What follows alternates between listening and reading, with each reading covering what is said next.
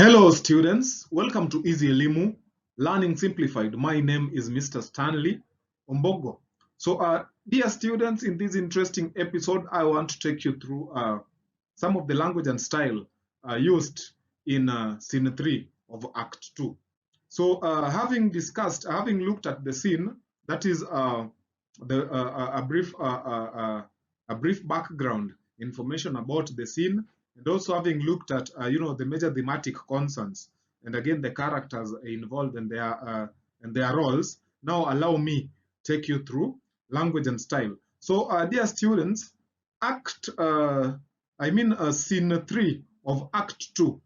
Scene 3 of Act 2 has quite a number of styles. So some of the styles that we have here, number one, we have imagery. So under imagery, we are going to look at vivid description. We're also going to look at personification.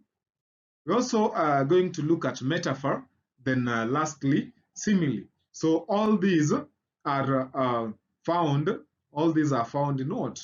All these are found under imagery. So apart from that, we're also going to look at hyperbole, then followed by allegory. Then the next that we are going to look at is that is use of ideophones. Then there is also a story within a story. Apart from that, we're also going to look at irony. We have some elements of irony in the scene. There is also humor. Then apart from humor, we can also talk about that is direct translation.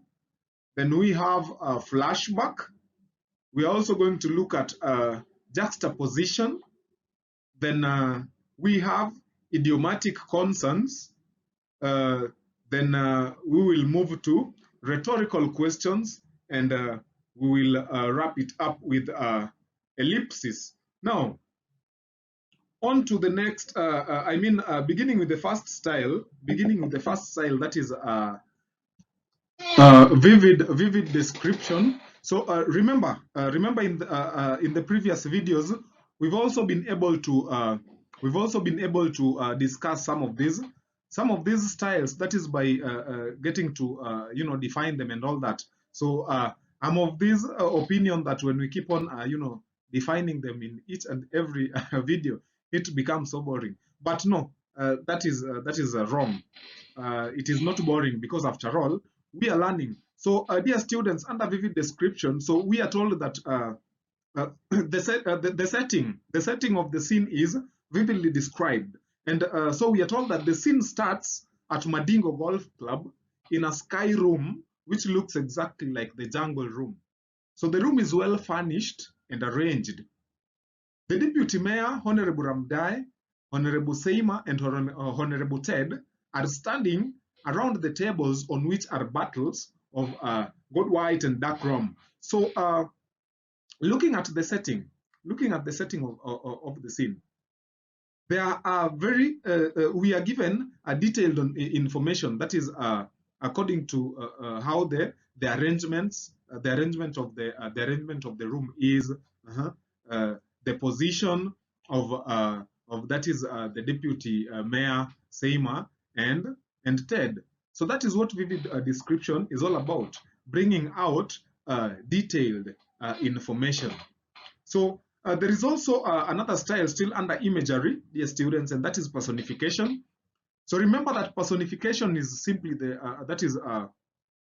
giving inanimate things some qualities that we have in human beings. So for example, it is said, that is on page 86. In page 86, Basdeo, that is the chief opposition leader, responds to what Ramdai is saying by saying that's a very fat lie. So when we talk about a lie being fat, then it is like it is having some qualities of a person, because we know that non-living things ain't able to do what, to talk, or maybe lie, in short. So we also have metaphor. So remember metaphor is a comparison between two unlike things. So Ted says that they are a headless chicken. So this when he's referring to the category of people who do not have stand. That is on page 77. Remember, he was tasked with the duty of recruiting or looking for masses to back them up in their debate to pass a vote of no confidence. So on page 77, Ted refers to a category of people that do not have a what? That do not have a stand, and he refers to them as the headless type. Headless type. So to mean that they are unable to do what? They are unable to think, and that is why he says that they have brains, but they don't use them. So the word headless chicken is metaphorically used. Then on to the next, still under imagery, the next style, that is simile. So remember, we talk about the use of like and as as. So you whizzed past me like an express train. So that is on page 75. I believe it is Seima. It is Seima who is saying that. It is Seima who is saying that. That is looking at or comparing how how is it Honorable Ramdai or Ted who ran and whizzed past Seima like an express train. So okay. So right, the hooligans were very brutal, but I drew a gun. One of them aimed a rock at my head. I never thought anybody could handle such a huge stone. It flew past my head like a propelled grenade. It missed my head by the thickness of a pig's bristle. So Seima looking at, yeah, exactly. So these words came from Seima when he was addressing, that is Honorable Ramdai. So another example or illustration is it was like a military operation. That is they are trying to compare. They are trying to compare. That is how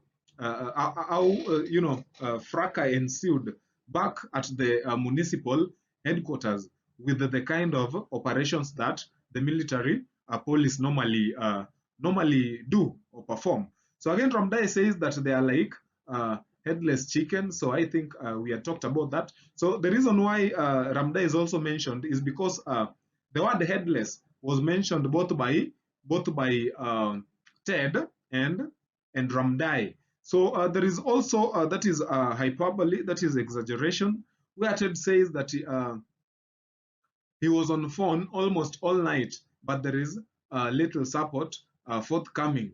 So he's trying to, I think this is when he was calling the members, the chamber members, to persuade them to join their team so that they pass a vote of no confidence. So he says that he was on phone almost the whole night. So again, he comments on the ethnic group as waiting for the leader to make decisions to go P for them. So that is also exaggeration. Then on to the next style, dear students, we have allegory. So allegory is simply it is a narrative or a story that conveys a complex or maybe sometimes difficult message. So when that is the reference to Mosi or Antunyas, the smoke that thunders, is an allegory. Like it is how can a smoke thunder? So that is why it is called an allegory, because I was just trying to figure out how to explain that to you, but I realized that it is not easy giving that explanation. So it talks about something or maybe a story that conveys a complex or difficult message or meaning. Like in this case, when you talk about a smoke that thunders, it is not easy. It is not easy even to figure it out. Having a smoke that thunders. So Mr. That is Honorable Yongrui is also called Mr. Developer. So remember, in scene 3 of Act 2, that is the political strategy, there are also some minor characters mentioned. That is the likes of Honorable Yong Rui. We also had Mr. Toch, and that is Mr. Ferreria. So those were some of the minor characters that were introduced in the scene. Another style is ideophones. So, dear students, remember that ideophones is the use of language or word that imitates the exact sound that is produced by either a person, an animal, or maybe an object. So, like in page 74, there is the use of the sound Then there is also the sound sh that is on page 78. Then, dear students, the next style is a story, is a story within a story. So in the dialogue that Ted, Basdeo, and Sim are having, Basdeo talks of the story of Shangramaz, who went to fetch water and found two girls drawing water at the river, and hence married and settled them. So Basdeo says that when Shangramaz went to fetch water, remember he was very handsome. He found two girls drawing water at the river. He married them promptly and settled them on the either side of the river. The girl on the eastern side of the river became the mother of the Indo people. The other girl became the mother of all other Oriental people. So that is a story that Basdeo is telling of the Shangramaz. So it is within the story. So there is also some elements of irony. Remember, I talked about it while I was introducing the session. So remember, in the scene, there were also some characters who were mentioned, minor characters though. That is the like of Honorable Ferreira, who is also called Mr. Key. So people call him Mr. Key. So there was also Honorable Yongri, who was also mentioned. Then we had Mr. Toch. So Ted wonders why they call Honorable Ferreira Mr. Key when he can hardly commit to anything and can never make up his mind. So if to Ted, there is he finds that ironical. Then again, we are told Ted finds irony in Basdeo's behavior. That is, he is a man of full deceit and a cunning behavior. So this is on page 84 when Ted tells Honorable Basdeo that you are not exactly the man I thought you are. I'm going to talk about his humor. That is, Ted expresses humor in the kind of tone that almost hit his head. So this was when they were still remembering the attack that befell them when they were on their way to the on their way to the municipal headquarters. So he says that Same also expresses shock that the deputy mayor, that is Honorable Ramdai, could run so fast, and this is a source of laughter. So that is on page 75, where he says that I was shocked you could run as you did at your age. You whizzed past me like an express train. I never thought you would ever come to a stop. So Seymour says that to that is the deputy mayor, Honorable Ramdai. Then Ted also reports what Mr. Toch talked about. That is also humorous, bring some humor. So Ted, this is when he says that there is always a winner in even a beauty contest of what?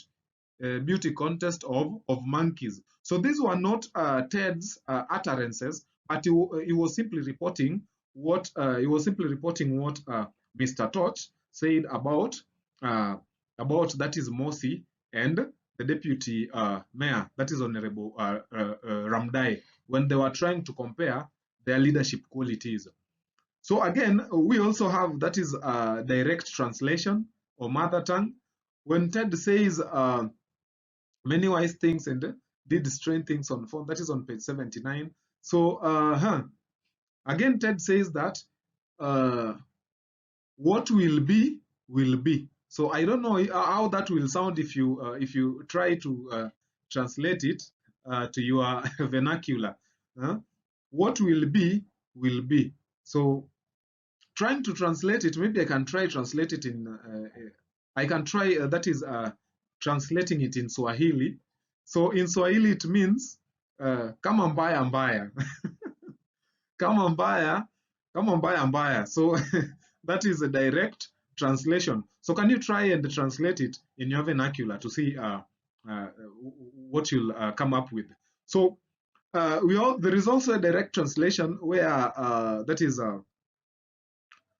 where Ted says that some people vote with their stomach. That is, he was talking about the political entrepreneurs, those who vote for the side that gives them more money. So, on to the next style, dear students, that is a flashback. So the scene starts with Ramday recalling the violent disruption of their recent meeting. So not only Ramday, but all of them, the trio recalls. They recall the violent disruption of their planned their planned debate, to oust the mayor, Honorable Ramdai. So, dear students, the next style that I'm going to talk about is juxtaposition. So, first of all, let us understand what juxtaposition is.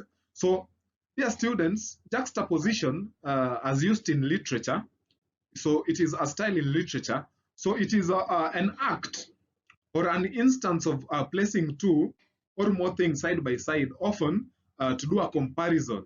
So to do a comparison in order to create an interesting effect. So we can, I know, when we talk about juxtaposition, we have learners who will think about oxymoron. So the two terms are normally confusing. That is juxtaposition and oxymoron, because they all have contradicting words or statements. So juxtaposition, the work of juxtaposition is simply to do what? To compare and contrast. So we use juxtaposition to compare and contrast. For example, I can say that all is fair in love and what? In love and war. All is fair. So it's like I'm trying to do some comparison between the two, love and war. But when we talk about oxymoron, yes, in oxymoron we also have two contradicting words. But the main use of oxymoron is simply to emphasize a point using two elements. So Ted recalls the recent violence and says, sadly, we never anticipated this. I think the mayor is a good organizer. So the event was chaotic and violent, but again, he appreciates or he comments on the mayor's strategy. That is the mayor being a good organizer. So Ramde also suggests that Mr. Key cannot decide what and how much to eat. So we also have another style, dear students, that is idiomatic expression. So it missed my head by the thickness of a pig's bristle. So to mean that the stone almost hit his head, and this was Ted speaking. So there is more than meets the eye. So that is also an idiomatic expression, means used to mean it is more difficult to understand, or maybe there are some things that are still not understood, maybe are hidden, sort of. So Ted also says that Honorable Ferreira has never seen a fence on which he can't sit. So remember, Honorable Ferreira is one of the chamber members, and I think he was under the category of members, the chamber members who are indecisive. They do not know. Who to follow and what to do. So He also says that Mr. Key kept talking in circles. So what that means, dear students, is that uh, Honorable Ferreira kept on repeating himself. Then there is also this other idiomatic expression, that is money changes hands. So that talks about bribery. So again, there is also this part that says his political star has been rising steadily. So they were discussing one of the chamber members, and they were talking about how he has become a successful politician, a successful politician. So we also have that is the use of rhetorical questions.